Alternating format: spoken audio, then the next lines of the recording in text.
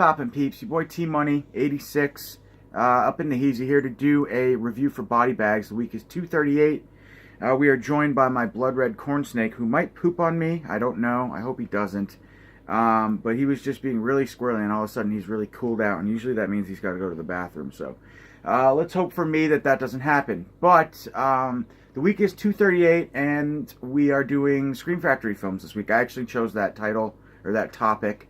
And the film that I chose to review is one from my birth year, 1986, Dead Time Stories. This is a three-part anthology film with a wraparound story basically about a little boy who's being babysat by his Uncle Mike. Uncle Mike comes over and tells him a fairy tale to put him to bed, but it's a horror rendition of a fairy tale, and then the kid insists on him telling him three stories total. So he's basically told horror renditions of old childhood fairy tales. I can't remember what the first one is. The second one is a play on The Big Bad Wolf, and the third one is a play on Goldilocks and the Three Bears or whatever it is. So, of the three films, I'll read you guys the synopsis for starters. It says, your favorite nightmares come to life in a salute to the old age bedtime story ritual. Travel on a mysterious journey to a medieval world populated by blood-crazed witches, evil experiments, and captive maidens. Then, from the catacombs and dark caverns of medieval Europe, you'll plunge into modern suburbia and the adventures of a female jogger stalked by a savage werewolf. Finally, sensuality will become macabre black comedy as you follow the trail of three bank robbers who share their country house hideaway with a sweet murderess. Of the three, I definitely like the second one the best. I think it's a general consensus that the second story is the greatest. The star is, what's his name now? I'm drawing a blank on his name, but he's the star of The Mutilator, Matt Mittler. He's the star of the second short in this. Other than that, there is an appearance by Melissa Leo. Other than that, it's a bunch of no-name actors and actresses in the story. But again, the first story is pretty good. The special makeup effects in one scene in particular are really good. Basically, the three witches are trying to bring back their dead sister.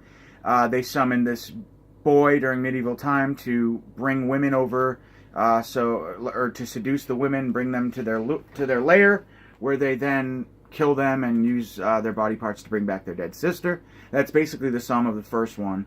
But there is a really good makeup effect sequence in that one. The second one, my favorite, Matt Mittler plays a wolf who is addicted to. It's kind of like a play on The Big Bad Wolf, but they changed the stories a little bit around. So in this one, he's a wolf, but in order to kind of sedate him from turning into a wolf, he takes pain pills, and the pain pills go to Little Red Riding Hood.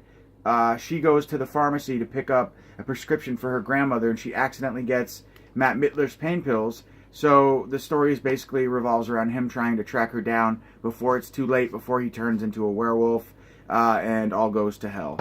I love that story. It's really fun. And the third story is my least favorite by far. I think it's obnoxious, I'm not going to lie, but it's a play on Goldilocks and the Three Bears, but the bank robbers basically hole up in the home of Goldilocks, in an abandoned home where Goldilocks happens to be, but the acting is just really bad in my opinion, and it kind of takes away from me being able to concentrate on the story. It's just kind of irritating and annoying, to say the least. But all in all, I've had kind of a long history with this film. A buddy of mine in college, actually, it was probably 2006 or 7, had burned this disc along with Spider Labyrinth. I'm going to put the case down now because he's getting squirrely. But he burned me Spider Labyrinth and Dead Time Stories onto a disc, and I liked the film so much that I tracked down the Synergy. Synergy is a DVD-R company. They did a lot of burned-on-demand DVDs back in the early 2000s, early to mid-2000s. So I picked up the Synergy release of the film because I liked it so much, and I was thrilled when Scream Factory announced it, because it's not a great anthology film by any means, but it's fun enough. The wraparound story with the little boy, and I love like the renditions. I love the whole setup of the story, how like the wraparound, like how the three stories are introduced through uncle telling his grandson, his nephew, horror renditions of childhood fairy tales. I think that's really cool. The theme song in this is amazing. It'll stick in your head. Super catchy. And yeah, the only remembering our bedtime tales as kids. You guys will know exactly what I'm talking about. If only it didn't turn out like it's no wonder I didn't turn out like I did. Remembering my bedtime tales as kids. It's super catchy. That was awful. But yeah, it'll stick in your head for sure. It's one of them doobies or doo-wops or one of them jobs rather. Will definitely stick in your head. But anyway, guys, that's it. I've been blabbing for 5 minutes and 31 seconds. Check it out. This release from Scream Factory is a new high-def transfer of the film, so you will be able to view it like it's never been seen before. Highest quality ever. I can vouch for that, considering I had it on a bootleg DVD. I had it on the Synergy bootleg, and now I have this. It's a way better transfer. And I love that artwork, too. I always love that cover artwork. It's really, really dope. So, guys, thanks for watching this. I do recommend you pick it up, or at least see the film. Again, the second story makes it worth it altogether anyway. What else did I want to say really quickly before I go? So, the special makeup effects are good. The acting is good. The second story is great. The first story is passable. The third story is kind of bad, but it is what it is. It's just an extra story, I guess.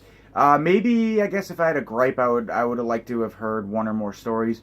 But the way that it's set up, Uncle Mike couldn't have gotten away with telling too many stories. It would have been a fucking 3-hour-long anthology film. So, but I would have liked to have seen, or at least maybe replaced the third story with something entirely different. It would have made it a stronger film. Because you're only getting 3 stories, the fact that one of the 3 is pretty bad, in my opinion, and one of them is just kind of okay. That's what kind of makes it weak to me. But again, the second short story is a lot of fun, so it's worth visiting, at least viewing the film for that alone, in my opinion. But yeah, so that's it. That is my update for Body Bags, Where Horror Lies on Scream Factory, week 238. I hope y'all have a great weekend. It's Friday. I'm about to go kick it, order some food, chillax, slow motion mode, watch movies, and ill. So you guys have a great weekend. T-Money signing out for Body Bags with All Fucking Lies. Say bye, Lou. Peace out, guys. Bye.